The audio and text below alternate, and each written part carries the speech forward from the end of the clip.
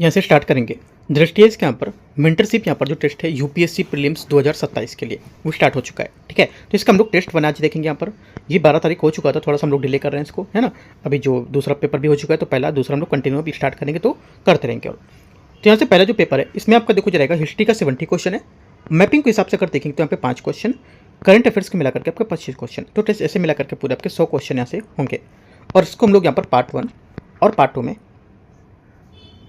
Cover करेंगे। ठीक है, तो पार्ट 1 पार्ट 2 में कवर करेंगे। और यहाँ पर टेस्ट नंबर पहला है, दृष्टि का पेपर है ये, और यहाँ पर मेंटरशिप जो भी चल रहा है उसका पेपर है। ठीक है, मेंटरशिप के सिलेबस के अकॉर्डिंग यहाँ पर है। तो आप देख सकते हो हिस्ट्री के 70 क्वेश्चन यहाँ पर और करंट अफेयर्स के 25 क्वेश्चन मिलेंगे आपको। ठीक है, आते हैं स्टार्ट करते हैं, क्वेश्चन देखते हैं यहाँ से। पहला नंबर, और देखो ये जो पेपर है ये यूपीएससी जो अभी प्रीलिम्स का 2026-27 का एग्जाम होना है उसमें तो काम आएगा। साथ में अगर यूपी पीसीएस आप 2 दे रहे हो, अभी दिसंबर में होने वाला है, तो उसके लिए भी हेल्पफुल रहेगा, है ना, क्योंकि यूपी पीसीएस का सिलेबस है यूपीएससी से मैच करता है ना। तो हो सकता है क्वेश्चन आपके यहाँ से कुछ टॉपिक मिले, है ना, तो बन सकते हैं, भी आप कर सकते हो उसको लेकर के भी। आते स्टार्ट करते हैं क्वेश्चन। पहला क्वेश्चन यहाँ से, इसमें बोले राजा राममोहन राय ने किस धार्मिक सिद्धांत को सच्चे हिंदू धर्म का आधार माना था? आंसर क्या होगा? आंसर हो जाएगा पहले का करेक्ट आंसर यहाँ से, ये अद्वैत इसका सही आंसर होगा। राजा राममोहन राय अद्वैत दर्शन को सच्चे हिंदू धर्म का आधार मानते थे और वे ईश्वर की एकता में विश्वास रखते थे और हिंदू धर्म की उनकी परिशुद्ध और सार्वभौमिक सिद्धांतों पर पुनर्स्थापन करना चाहते थे। और अद्वैत से प्रभावित होकर उन्होंने मूर्ति पूजा, जातिगत भेदभाव और कर्मकांडों के अंधविश्वास को विरोध किया था। आंसर क्या होगा? पहले का डी। सेकेंड, यस बंगाल आंदोलन के बारे में विचार करने, ये हेनरी लुई विवियन डिजियो किस इच्छाओं से प्रेरित था? दूसरे का पहला स्टेटमेंट यहाँ से क्या होगा? करेक्ट है। सेकेंड बात है, इसने तर्कवाद और स्वतंत्र चिंतन का समर्थन किया था। सेकेंड बात यहाँ से क्या हो जाएगी? सेकेंड बात भी करेक्ट है। तीसरा, इसका उद्देश्य एक सशस्त्र छात्र विद्रोह भी था। तीसरी बात भी यहाँ से क्या हो जाएगी? गलत हो जाएगी। करेक्ट, गलत, सही नहीं है बात, क्योंकि इसका उद्देश्य सशस्त्र छात्र विद्रोह नहीं था। ठीक है, क्योंकि यंग बंगाल आंदोलन का उद्देश्य सशस्त्र छात्र विद्रोह नहीं था और ये मुख्य रूप से एक बौद्धिक और सामाजिक सुधार आंदोलन था, जिसने हिंसा के बजाय विमर्श और प्रगतिशील विचारों पर प्रसार के माध्यम से बदलाव लाने की कोशिश की थी। इसने पारंपरिक सामाजिक और धार्मिक प्रथाओं को चुनौती दी। चौथी बात करेक्ट है, 1 है ना, 2 और 4 करेक्ट है सी। क्वेश्चन नंबर 3, ईश्वरचंद्र विद्यासागर के बारे में विचार करना है। उनके प्रयासों से परिणाम स्वरूप हिंदू विधवा पुनर्विवाद नियम 1856 लागू हुआ। तीसरे का पहला स्टेटमेंट यहाँ से क्या होगा? करेक्ट है। सेकंड, उन्होंने बाल विवाह और बहु विवाह का कड़ा विरोध किया था। सेकंड बात यहाँ से इसकी क्या होगी? तीसरे का सेकंड स्टेटमेंट यहाँ से भी करेक्ट है। तीसरी बात है, उनका मानना था कि सामाजिक सुधारों का प्राचीन धार्मिक परंपराओं के साथ टकराव नहीं होना चाहिए। गलत बात है, क्योंकि यह दर्शाने के लिए धार्मिक ग्रंथ की व्याख्या की और सार्थक हिंदू धर्म की वास्तविक भावना के अनुरूप मानी थी, जबकि सामाजिक कुरीतियों को सही ठहराने के लिए धर्म के प्रयोग को उन्होंने कड़ा विरोध किया था। ठीक है, तीसरा गलत है, 1 2 सिर्फ करेक्ट होगा, आंसर बी। क्वेश्चन 4, इनमें से बोला भी कथन पर विचार करना है। ये बोला है कि स्वामी दयानंद सरस्वती का मानना था कि हिंदू समाज में सामाजिक और धार्मिक कुरीतियाँ वेदों के वास्तविक शिक्षाओं के ज्ञान के कारण उत्पन्न हुई थी।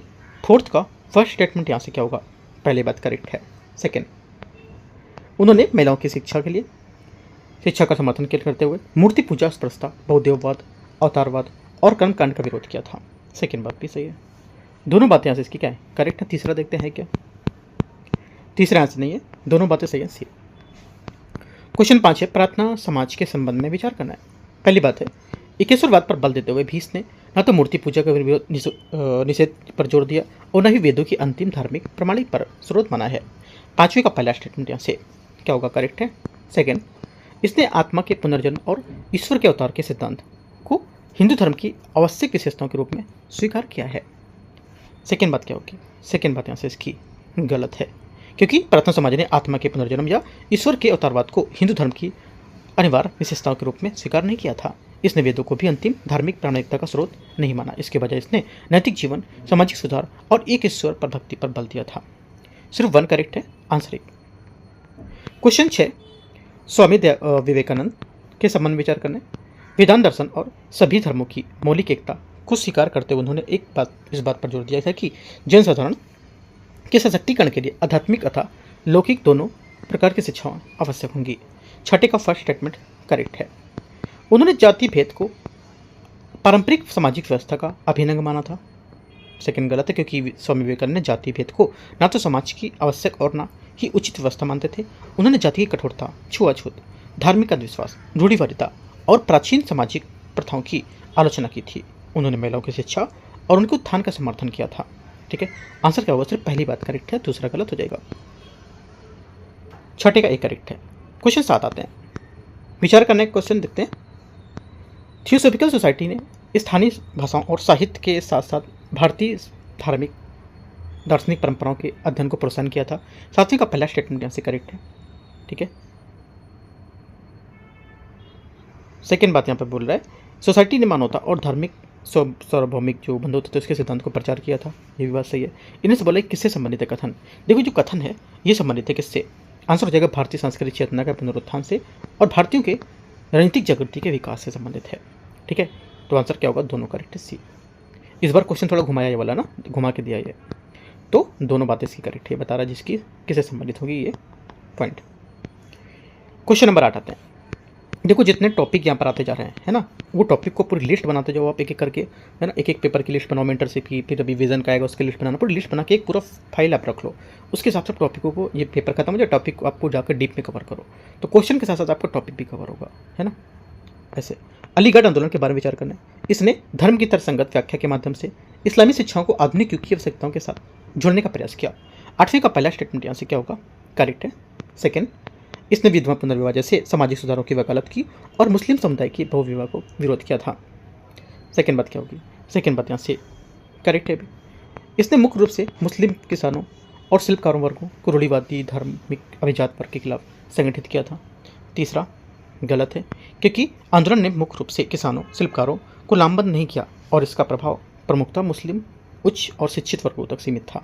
इससे व्यापक जनता के बीच इसकी पहुंच सीमित हो गई थी। तो आंसर क्या होगा? 1 2 यहाँ से करेक्ट हो जाएगा, ये करेक्ट है। क्वेश्चन 9, अहमदिया आंदोलन के बारे में विचार करना है।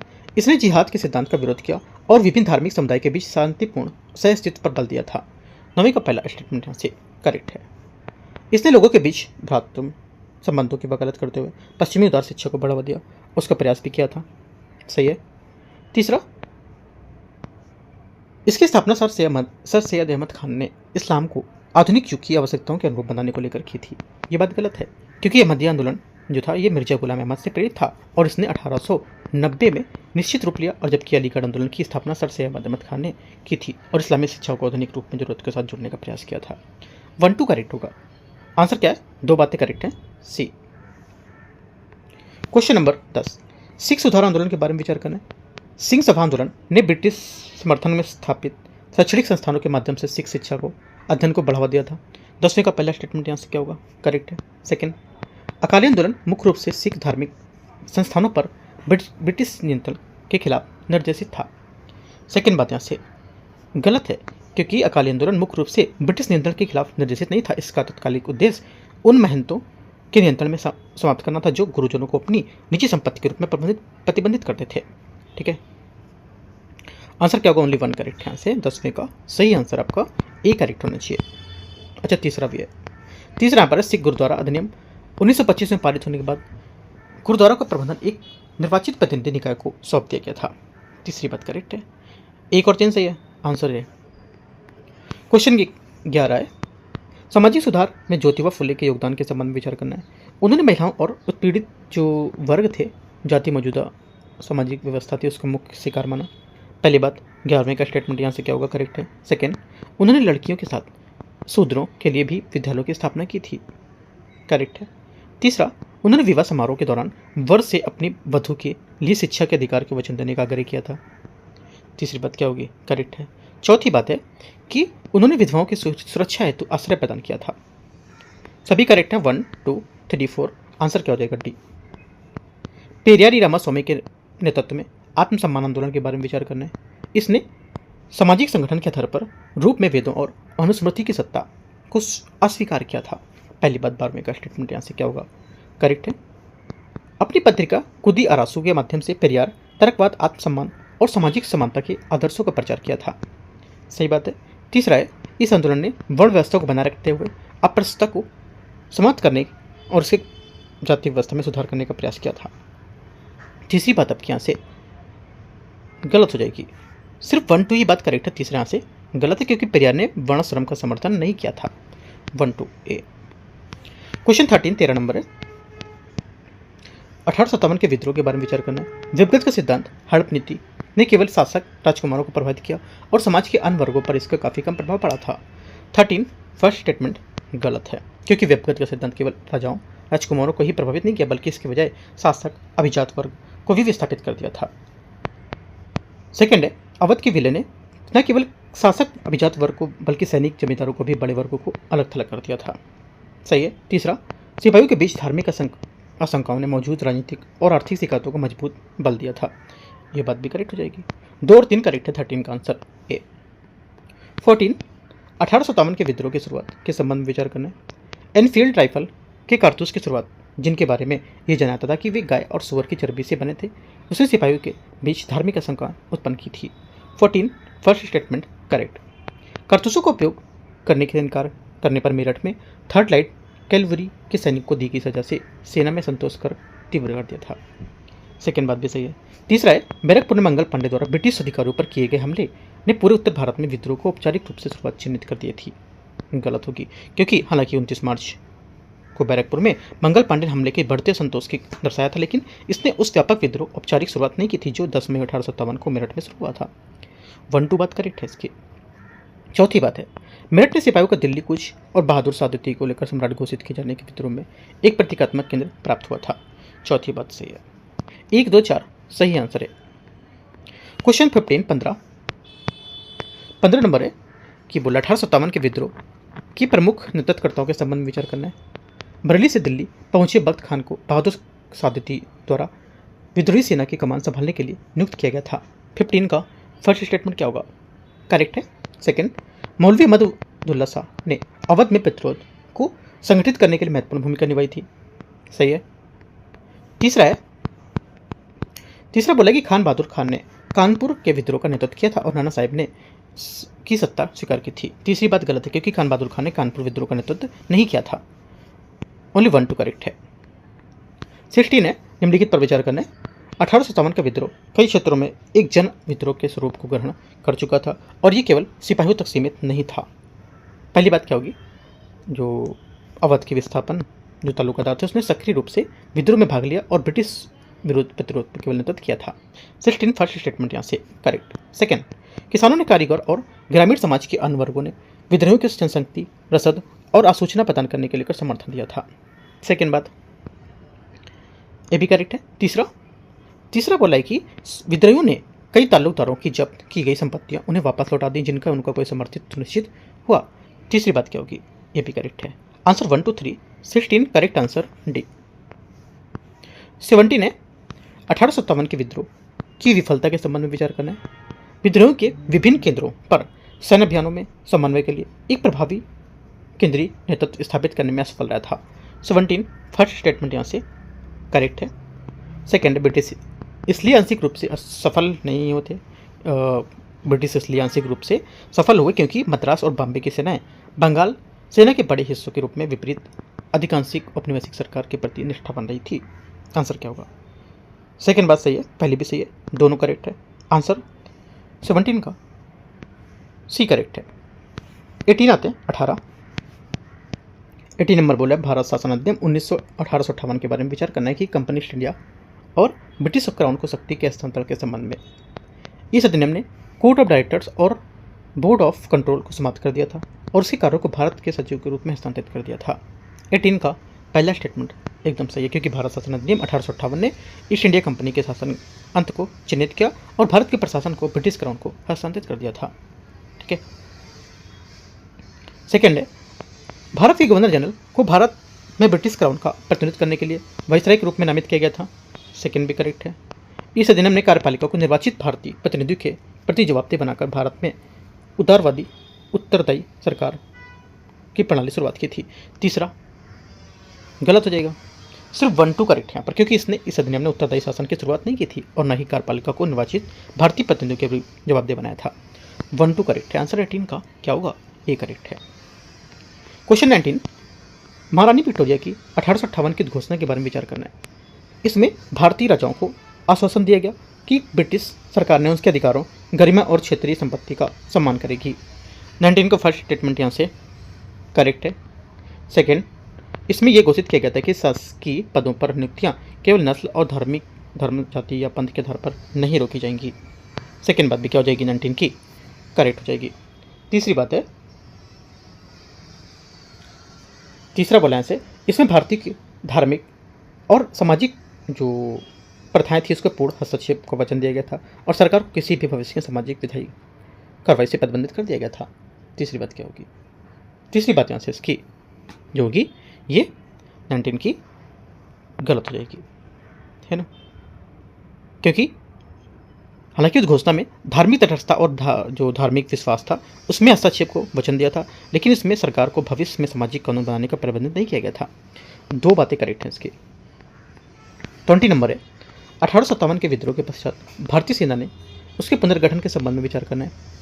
किसी अन्य व्यापक स्तरीय सैन्य विद्रोह की संभावना को कम करने के लिए भारतीय सेना ने यूरोपीय सैनिकों को अनुपात बढ़ा दिया था। 20 का फर्स्ट स्टेटमेंट यहाँ से करेक्ट है। सेकेंड, अंग्रेजों ने कुछ चाइनीज समुदाय से सैनिकों की भर्ती की नीति अपनाई थी जिन्हें अधिक निष्ठावान और मार्शल माना जाता था। सेकेंड करेक्ट है, दोनों बातें सही हैं। 20 का आंसर 1 और 2 है ना, सही पूछा है। तीसरा भी है। तीसरा बोला है, अंग्रेजों ने यह सुनिश्चित किया कि तोपखाना शाखा कुछ पर्वतीय बैटरी को छोड़कर यूरोपियन इंतल में रहें। तीसरी बात यहाँ से क्या होगी? ये भी करेक्ट है। 21 नंबर है, 1857 के विद्रोह के पश्चात रियासतों के प्रति अंग्रेजों द्वारा अपनाई गई नीति का मुख्य उद्देश्य क्या था, क्या प्राप्त करना था? आंसर होगा 21 का करेक्ट आंसर यहाँ से ये था कि जो आक्रामक विलय की नीति को त्याग कर भारतीय राजाओं की निष्ठा सुनिश्चित करना और उन्हें ब्रिटिश शासन के सहयोगी के रूप में उपयोग करना था। बी आंसर होगा इसका, ठीक है। और अंग्रेजों ने वंशानुगत शासकों को निर्वाचित परिषदों से नहीं बदला और इसके बजाय उन्होंने निष्ठावान राजकुमारों की स्थिति को सुदृढ़ किया और ब्रिटिश सर्वोच्चता के तहत वंशानुगत उत्तराधिकार को संरक्षित किया था। न ही उन्होंने सभी रियासतों के प्रत्यक्ष प्रशासन की मांग की, निष्ठावान राजकुमारों के माध्यम से प्रत्यक्ष शासन को प्राथमिकता दी थी। आंसर बी करेक्ट है। तो देखो यहाँ से क्या हमको सीखने को मिलता है कि 1857 है, काफ़ी क्वेश्चन इससे हैं। पूरा 1857 आपको जाके आज ये पूरे क्वेश्चन खत्म करो, उसके बाद पूरा 1857 आपको आज रीड करना है, एक एक पॉइंट रीड करना है। उसके बाद फिर से दोबारा से क्वेश्चन ही देखना कहाँ का पॉइंट था, आपको एकदम माइंड क्लियर हो जाएगा और 1857 आपके एकदम, अगर क्वेश्चन आएगा पेपर में तो आपको फिक्स हो जाएगा माइंड में, ठीक है।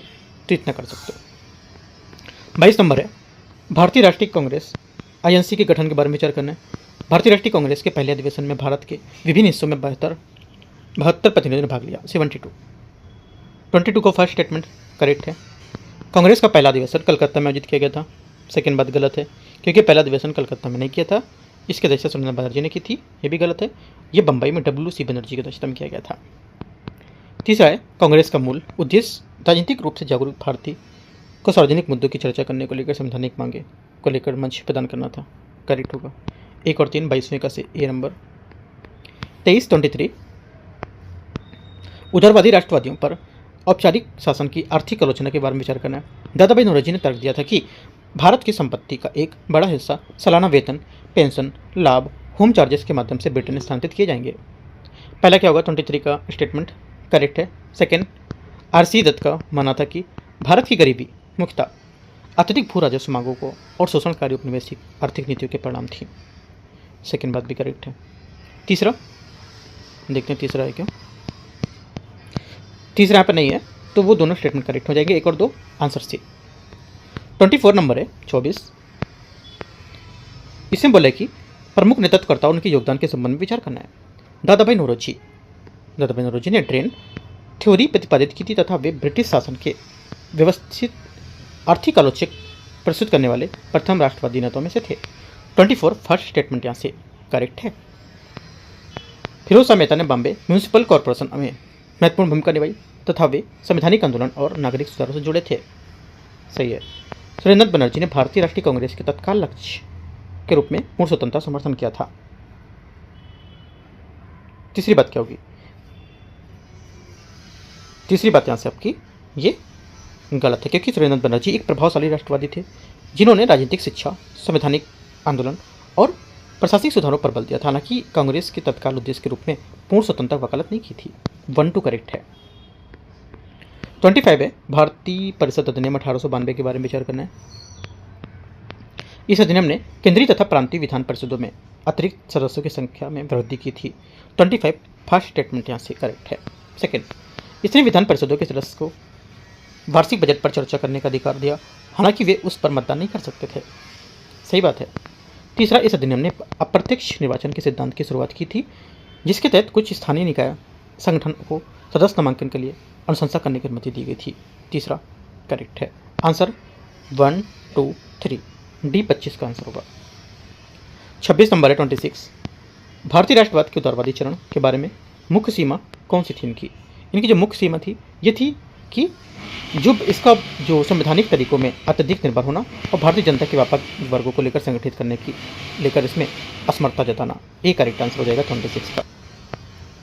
27 नंबर है भारत में चरमपंथी राष्ट्रवाद उदय के संबंध में विचार करना है। उदारवादियों को सीमित उपलब्धियों को असंतोष ने चरमपंथी राजनीतिक और विकास में योगदान दिया। 27 फर्स्ट करेक्ट है। 1905 में बंगाल के विभाजन ने चरमपंथी राष्ट्रवाद के उदय के लिए एक महत्वपूर्ण प्रेरक के रूप में काम किया था। करेक्ट है।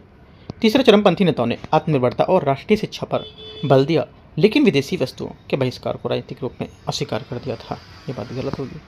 1, 2 सिर्फ करेक्ट है। इसका आंसर सी सही है। क्वेश्चन 28 है बाल गंगाधर तिलक का भारतीय राष्ट्रवाद के प्रति दृष्टिकोण उदारवादी दृष्टिकोण के रूप में मुख्य किस प्रकार भिन्न था? ये भिन्न था कि वे स्वराज प्राप्त करने के लिए साधन के रूप में स्वदेशी बहिष्कार, राष्ट्रीय शिक्षा और निष्क्रिय प्रतिरोध की उनकी वकालत करना चाहते थे। ये क्या होगा? 28 का सही आंसर होगा। अब भारत और ब्रिटेन के एक साथ आईसीएस परीक्षा जो थी आयोजित करने की मांग की थी और एक महत्वपूर्ण उदारवादी मांग भी थी। इसका उद्देश्य था कि नागरिक सेवाओं को भारतीय की यहाँ पर भागीदारी को बढ़ाना था और ये तिलक के राजनीतिक कार्यक्रम में विशिष्ट विशेषता नहीं थी। आगे क्वेश्चन आते हैं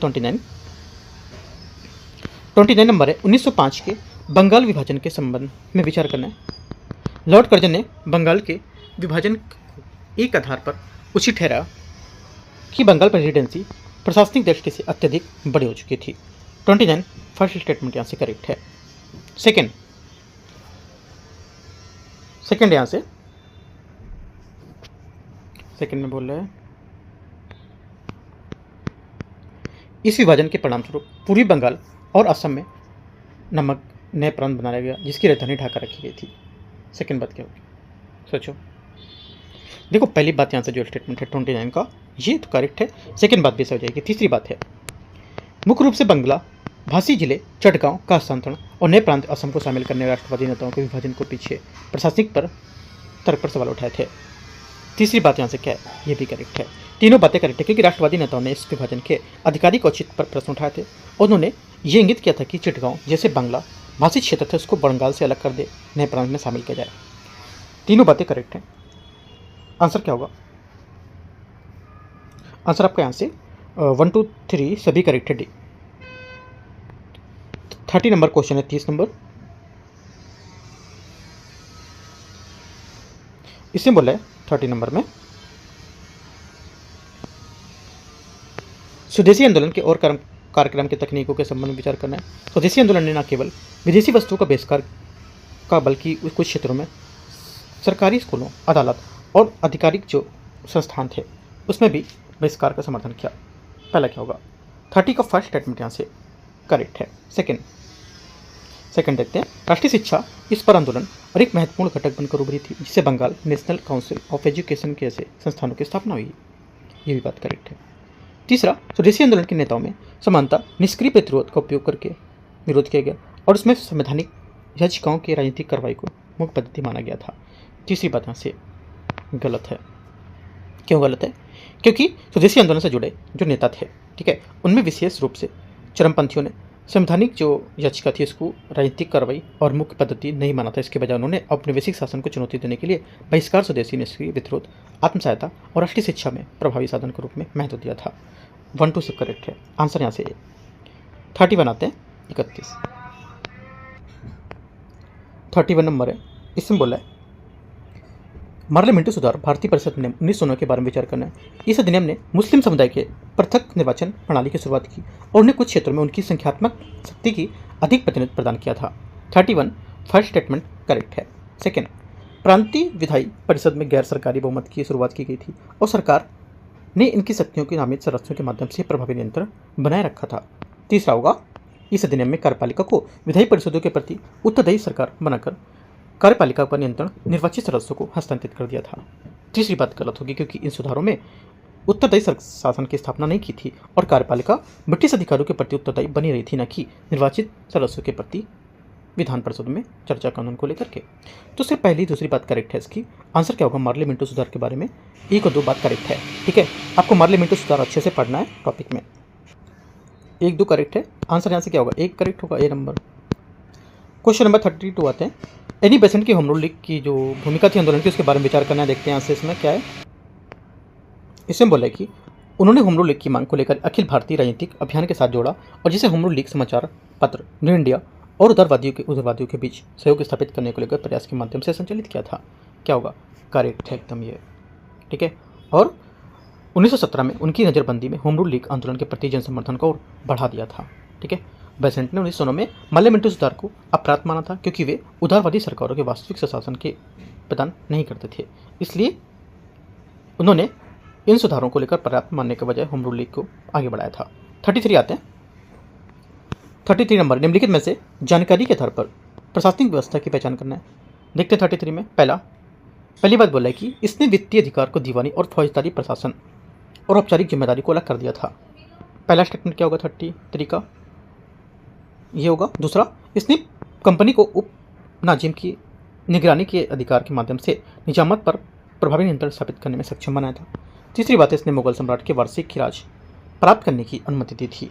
चौथी बात, इसने प्रत्यक्ष प्रशासन का भार उठाए बिना राजनीतिक नियंत्रण को सुनिश्चित करने के लिए तैयार किया था। चारों बातें यहाँ पर हैं। किसके बारे में अब बात की जा रही हैं? ये बात की जा रही है 33 में बंगाल में जो शासन प्रणाली है उसको लेकर के भी। 34, मुगल साम्राज्य के यहाँ पर पतन के बारे में विचार करना है। पहली बात है, पहला बोला कि मुगल जो राज है ये शाही सत्ता बनाए रखने के लिए जागीरदार जो थी उनके जमींदारों, राजस्व मुक्त अनुदान प्राप्तकर्ताओं और स्थानीय सामाजिक समूहों के बीच संतुलन बनाए रखने में विफल रहा था। 34 फर्स्ट स्टेटमेंट क्या होगा? 34 का पहला स्टेटमेंट यहाँ से करेक्ट है। सेकंड, पंजाब में नदी मार्गी और इसलिए व्यापार में गिरावट ने इस क्षेत्र में आर्थिक कमजोर और सामाजिक शांति में योगदान दिया था। सही है। मुगल साम्राज्य में विघटन की व्याख्या एक ऐसे एकल प्रशासनिक संकट द्वारा की जा सकती है जिससे सभी क्षेत्रों में समान रूप से प्रभावित किया गया हो। तीसरी बात क्या होगी? तीसरी बात यहाँ से गलत हो जाएगी, क्योंकि मुगल साम्राज्य का पतन पूरे भारत में एक समान नहीं था। अलग अलग क्षेत्रों में सामाजिक, आर्थिक और राजनीतिक जो विकास था अलग अलग यहाँ पर देखा गया था। डिफरेंट थे यहाँ पर। आंसर 1 2 यहाँ से करेक्ट है। थर्ड स्टेटमेंट यहाँ से रॉन्ग होगा इसका। क्वेश्चन 35 है। 35 नंबर है। 18 यहाँ पर जो सेंचुरी में बोले कि जो इंडिया था उसके यहाँ पर नए नगरीय जो केंद्र थे उसके उदय माने गए थे, उसी कारण विचार करना है कि किस कारक थे या किसके कारण थे। आंसर हो जाएगा 35 का करेक्ट आंसर यहाँ से ये क्षेत्रीय व्यवस्थाओं का विस्तार और व्यापार में एवं राजनीतिक शक्ति को लेकर नए केंद्रों का उदय करना था। 35 ए स्टेटमेंट करेक्ट हो जाएगा यहाँ से। क्वेश्चन 36 नंबर है। राजनीतिक अस्थिरता के बावजूद 18वीं शताब्दी के अंत में भारत में सामाजिक और सांस्कृतिक जीवन की निरंतरता में निम्नलिखित में से किन कारणों ने योगदान दिया था? 36 सही आंसर हो जाएगा यहाँ से। एक तो पहला कि वह क्षेत्रीय राज्यों के तहत मुगल प्रशासनिक और सांस्कृतिक परंपराओं की निरंतरता देखी गई। सेकंड, क्षेत्रीय राज्यों का उदय जिन्होंने साहित्य, कला और शिक्षा में संरक्षण दिया था। तीसरा, कई क्षेत्रीय राजनीतिक व्यवस्थाओं में निम्न जातियों की उन्नतशीलता और नए व्यक्तियों का उदय है ना। चौथी बात यहाँ से 18वीं शताब्दी के अंत में पहली ब्रिटिश राजनीतिक सांस्कृतिक जो प्रथाएं थी उसको स्वदेशी संस्थाओं का पूर्णतः प्रतिस्थापन। ये बात गलत है, क्योंकि 18वीं शताब्दी के अंत से पहले ब्रिटिश राजनीतिक और सांस्कृतिक संस्थानों ने स्वदेशी संस्थानों को पूरी तरह से प्रतिस्थापित नहीं किया था। 1 2 3 करेक्ट है यहाँ से। आंसर क्या हो जाएगा? 36 का 1 2 3 सी करेक्ट है। 37 नंबर आते हैं। 18वीं शताब्दी के प्रमुख उत्तरवर्ती राज्य के संबंध में विचार करना है। बंगाल में प्रांतीय दीवान ने राजस्व प्रशासन को पुनर्गठित करके बड़ी संख्या में जागीरें खालसा भूमि परिवर्तित करके अधिकार प्राप्त कर लिए थे। 37 फर्स्ट स्टेटमेंट करेक्ट है। सेकेंड, अवध में सूबेदार पद ने धीरे धीरे दीवान और फौजदार की शक्ति को अपने समाहित कर लिया, जिससे एक नए प्रांत प्रशासन का उदय हुआ था। तीसरी बात है, हैदराबाद में निजाम ने भू राजस्व निर्धारित की, मुगल प्रणाली को पूरी तरह से त्याग दिया और उसने विशेष रूप से वार्षिक फसल साझाकरण पर आधारित रूप से एक पूर्ण नवीन पद्धति शुरू की थी। थर्ड क्या होगा? थर्ड यहाँ से इसका रॉन्ग स्टेटमेंट है। थर्ड यहाँ पर रॉन्ग क्यों? क्योंकि यहाँ पर इसमें बोला कि जो हैदराबाद में थे, हैदराबाद में यहाँ पर जो इनके जो लैंड रेवेन्यू थे उनको लेकर के यहाँ पर जो मुगल सिस्टम थे उसमें यहाँ पर छोड़ने को लेकर बात की गई थी। राइट, तो यहाँ से इसका तीसरा स्टेटमेंट इसका रॉन्ग हो जाएगा। 1 2 यहाँ से करेक्ट है, आंसर सी यहाँ से करेक्ट होगा। 37 38 यहाँ से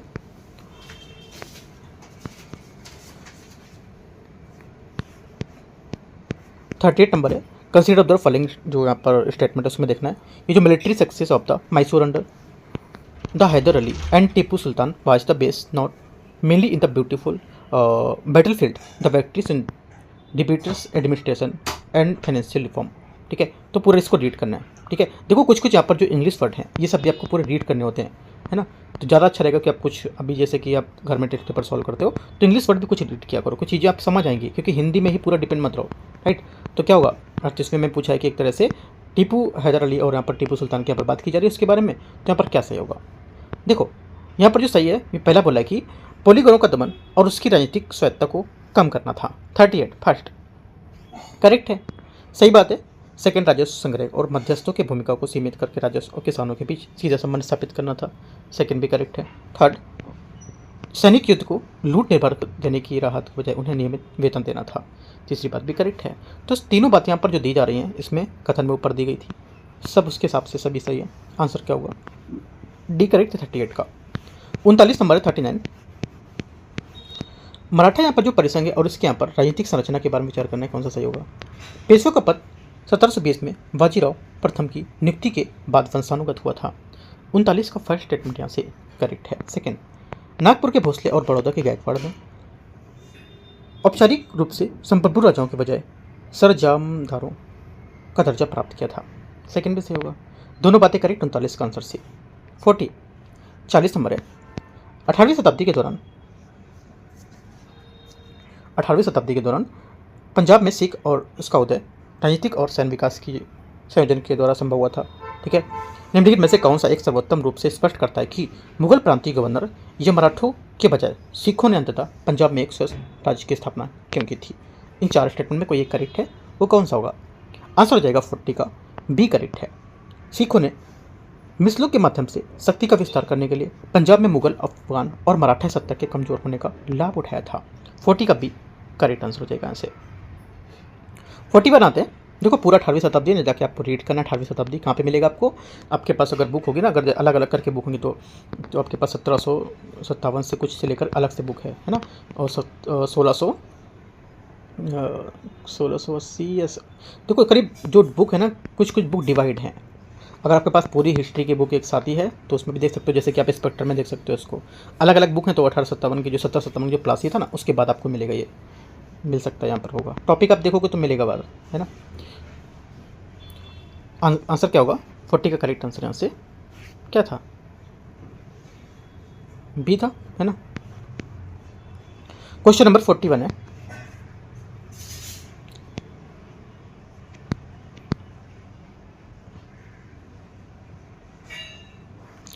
नंबर है। सूची को सूची 2 को मैच करना है। देखते हैं पर नदी सर का आक्रमण 1739 ये कब हुआ? ये हुआ था मुगल शासन के पतन को निश्चित कर दिया जाना, मुगल गवर्नर द्वारा स्वायत्ता का दावा करना था, ये उत्तरवर्ती राज्यों का उदय होना। तीसरी बात है मुगल सत्ता के विरुद्ध जो विद्रोह था, जाट रोहिला और सिखों का उदय था। सही है। मुगल संप्रभुता की निरंतरता मानता, इनके शासकों द्वारा शाही उपाधियों का अधिग्रहण। चारों बातें सही है। ए का 1, बी का 2, सी का 3, डी का 4। Correct answer C. Question 42, Bharat में पुर्तगालियों के आगमन और प्रारंभिक यूरोपीय वाणिज्यिक गतिविधियों के संबंध में विचार करना है। पुर्तगालियों और अरब व्यापारियों के मौजूदा समुद्री वर्चस्व को चुनौती देकर हिंद महासागर में नौसैनिक प्रभुत्व स्थापित किया था। 42 फर्स्ट स्टेटमेंट यहाँ से करेक्ट है। सेकेंड, पुर्तगालियों ने कर्टज प्रणाली शुरू की जिसके तहत भारतीय राज्यों में जो जहाज थे उनकी गंतव्य के लिए जाना और यात्रा करने से लेकर पहले लाइसेंस प्राप्त करना आवश्यक बनाया था, जो पुर्तगालियों द्वारा आरक्षित नहीं थे। क्या होगा? सेकेंड स्टेटमेंट यहाँ से करेक्ट है। तीसरा, सूरत में पहली फैक्ट्री सम्राट जहांगीर द्वारा सूरत के पास पुर्तगाली नौसैनिक बड़े बेड़े की हार के कारण अंग्रेजों को अनुमति देने के लिए बाद स्थापित की गई थी। तीसरी बात भी करेक्ट है, सभी यहाँ से करेक्ट हैं इनके।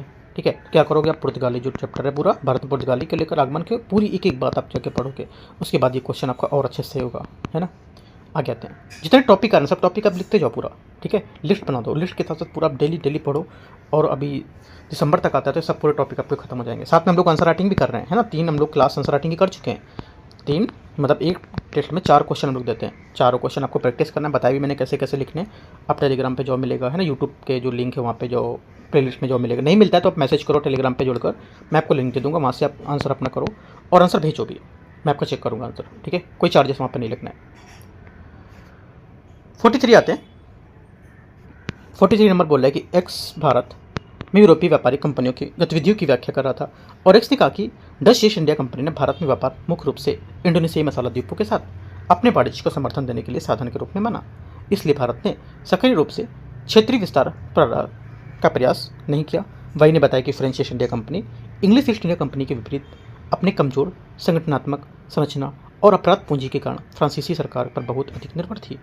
एक्स ने आगे तक दिया कि इंग्लिश ईस्ट इंडिया कंपनी मुख्य रूप से भारतीय वस्त्रों के लिए पूर्व की ओर आई थी, ना कि इंडोनेशिया द्वीपों के मसालों के व्यापार हेतु।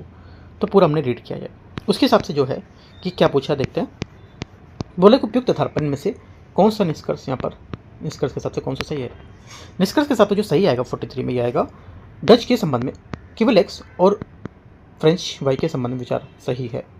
वैसे कठिन क्वेश्चन है थोड़ा सा ना, आप इसको रीड करोगे बैठ के अच्छे से तो चीज़ आपको समझ आएगी है। राइट, हो करना है तो स्क्रीनशॉट इसको कर लो, आप पूरा इसको रीड करो और इसका भी स्क्रीनशॉट कर लेना आप। ठीक है, इसका स्क्रीनशॉट कर लो और इसको नीचे में स्टेटमेंट है उसके हिसाब से आप रीड करना। ठीक है, आगे आते हैं 44 नंबर है, भारत में अन्य यूरोपीय शक्तियों और अंग्रेजों की सफलताओं के कारण के संबंध में विचार करना है।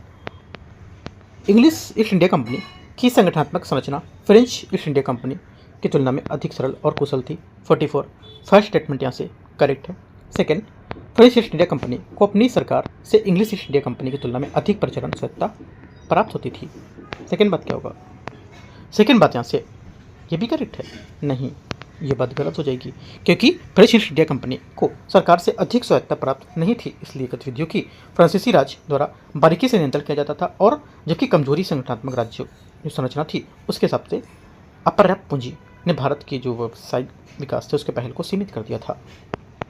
अंग्रेजों ने कूटनीतिक सैन्य सफलता और शाही फरमानों के माध्यम से मुगल सम्राटों के महत्वपूर्ण व्यापारिक विशेषाधिकार प्राप्त किए थे।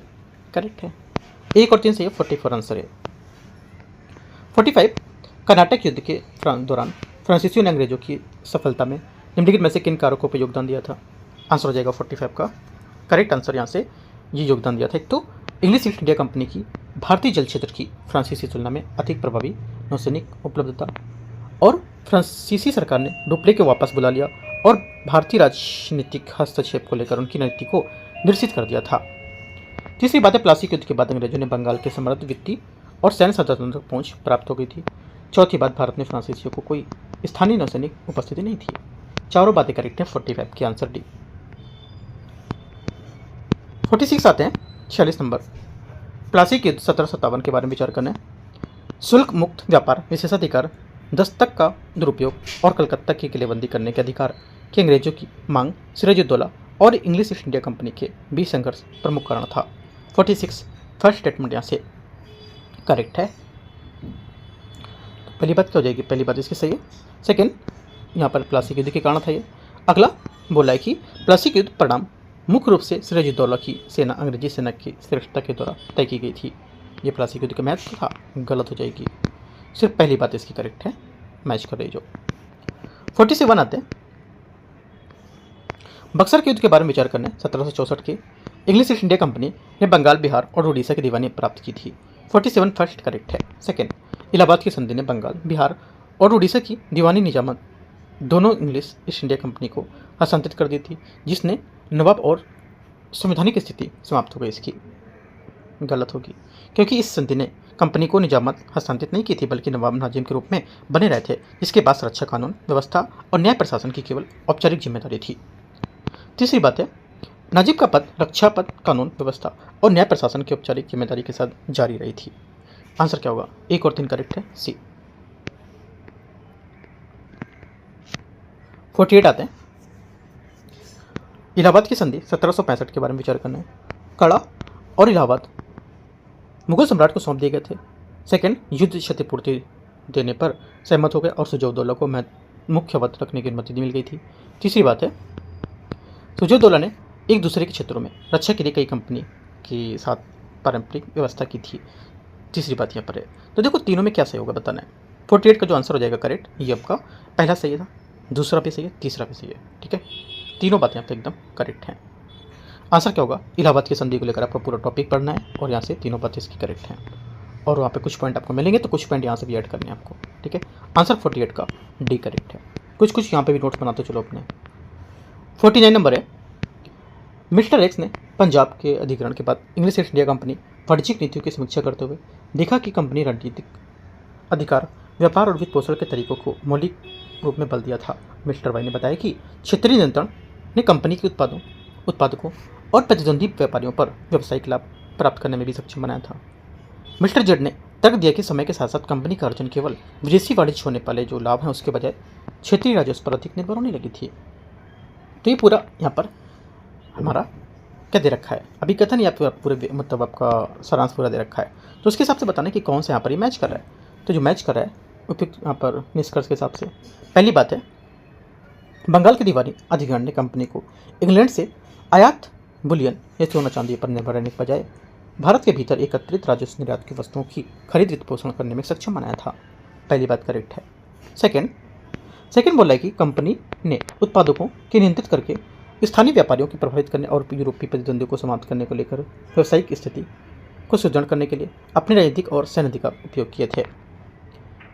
तीसरा, एक क्षेत्रीय शक्ति के तहत रूप में कंपनी ने परिवर्तन के क्षेत्रीय राजस्व को आय और एक निरंतर बढ़ता हुआ महत्वपूर्ण स्रोत बना दिया था, जबकि विशुद्ध रूप में इसके पारंपरिक अर्जन में गिरावट देखी गई थी। तीनों बातें करेक्ट हैं। आंसर क्या होगा, 1 2 3 सही है, डी। क्वेश्चन नंबर 50 है, आंग्ल मैसूर युद्ध के संबंधित यहाँ पर कौन सा कथन गलत बता रहा है। कौन सा कथन गलत है 50 में बताना है। देखो 50 का जो गलत है, प्रथम आंग्ल मैसूर युद्ध मद्रास की संधि ने यथास्थिति बहाल कर दी और विजित क्षेत्रों में जो जीते हुए क्षेत्र थे आपसी वापसी का प्रावधान किया था। पहले एक स्टेटमेंट यहाँ से गलत हो जाएगा, है ना। पहले क्या है, गलत है, गलत ही पूछा था तो यही गलत है, क्योंकि प्रथम आंग्ल मैसूर युद्ध 1767 1767 से 69 मद्रास की संधि 1769 के साथ समाप्त हुआ था। ठीक है, और इसके तहत अंग्रेजों और हैदर अली ने विजित जो क्षेत्र थे उसको एक दूसरे से वापस और बाहरी करने को सुरक्षित को लेकर रक्षात्मक गठबंधन किया था। तो ये बात क्या होगा, सही सुमेलित है। अच्छा क्या पूछा है इसमें, सही सुमेलित कौन सा नहीं पूछा है ना, लेकिन पहला सही सुमेलित है, गलत हो गया थोड़ा सा। पहला स्टेटमेंट यहाँ पर सही सुमेलित है, सही बोल लिखा है स्टेटमेंट ये। इनका जो मार्क मतलब जो आंसर सीट दे रखी है उसके हिसाब से यहाँ पर इसमें गलत दिखा रखा है, लेकिन सही है ये पहला। सेकंड बात है, सेकंड देखते हैं चलो। सेकंड यहाँ पर जो है द्वितीय आंग्ल मैसूर युद्ध जो दे रखा है, ये मंगलोर की संधि टीपू सुल्तान को मालाबार और डिंडीगुल क्षेत्र को सौंपने को मजबूर किया था। सेकंड बात क्या होगी, सेकंड बात यहाँ से गलत है इसकी, क्योंकि द्वितीय आंग्ल मैसूर युद्ध 1780 से 84 जो था उसने मंगलोर की संधि, कौन सी, मंगलोर की संधि 1784 से समाप्त किया था। इसमें विजित क्षेत्रों में पारंपरिक वापसी और दोनों पक्षों की कैदियों की रिहाई का प्रावधान था। तो ये बात गलत होगा। ठीक है, बाकी सब करेक्ट है। 1 3 4 सही है इसका, है ना। चौथा भी सही है और तीसरा भी सही होगा, पहला भी सही है। पूछा क्या था एक बार फिर से देख लेते हैं आंसर। इसमें यही पूछा है कि कौन सा सही नहीं कर रहा है ना, तो कौन सा सही नहीं है, तो इसमें तो पहला दूसरा तो हाँ केवल दे तो रखा है, केवल 2 जो हमारा गलत था। तो कौन सा था, केवल 2 गलत था। ध्यान से स्टेटमेंट पढ़ना है कि क्या पूछ रहा है ना। यहाँ पे देखो हो सकता है जो टेस्ट होते हैं हम लोग के मिस्टेक से थोड़ा इधर उधर गलतियाँ हो जाए, लेकिन जो यूपीएससी पेपर बनाता है उसमें कोई मिस्टेक आपको नहीं मिलेगा। ठीक है, स्टेटमेंट के हिसाब से खास तौर पर। तो यहाँ पर जो गलत पूछा है तो दूसरा गलत है, राइट। सही पूछता तो 1 3 4 सही होता, राइट। तो हम लोग यहाँ पर 50 क्वेश्चन के साथ इसको खत्म करते हैं। जो 51 क्वेश्चन रहेगा, 51 से 100 क्वेश्चन तक हम लोग करेंगे पार्ट 2 में कल, राइट। तो कल हम लोग यहाँ पर टेस्ट 1 खत्म हो जाएगा और फिर हम लोग इसका स्टार्ट करेंगे टेस्ट 2। ठीक है, इसी वीक हम लोग टेस्ट 1 टेस्ट 2 दोनों खत्म कर लेंगे और फिर अगला जब जो दृष्टि का टेस्ट आएगा वो हम लोग तीसरा करेंगे और उससे पहले फिर हम लोग कर लेंगे विजन का टेस्ट नंबर 1 भी। ठीक है, तो हम लोग यूपीएससी का टेस्ट भी इस तरह से स्टार्ट करेंगे और मेंस का आपको ध्यान रखना है, आंसर लिखता रहना है। मैं 3 क्लास करा चुका हूँ, 4 क्वेश्चन सब में।